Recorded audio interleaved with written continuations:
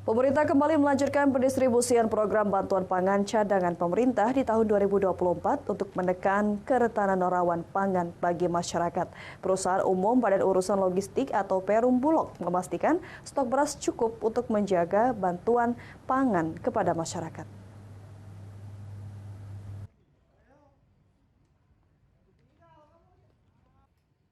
Perum Bulog Kota Lubuk Linggau di tahun 2024 menyalurkan bantuan pangan beras bagi 20.446 warga Kota Lubuk Linggau.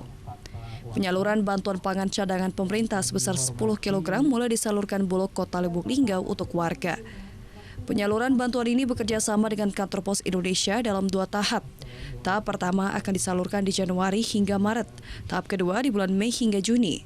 Bantuan ini dalam upaya pengurangan dari aspek membeli pangan pokok yakni beras.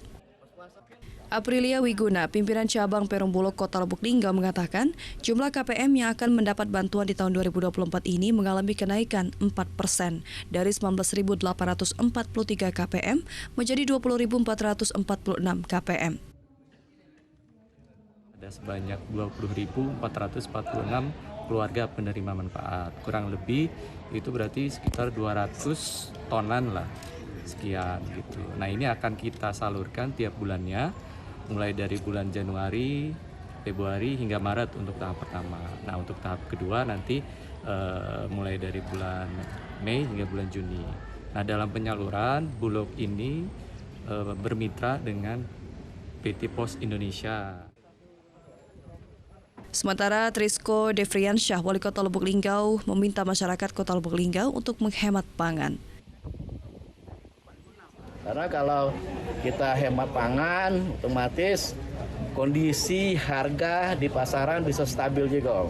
Artinya pengendalian inflasi kita bisa terjaga juga.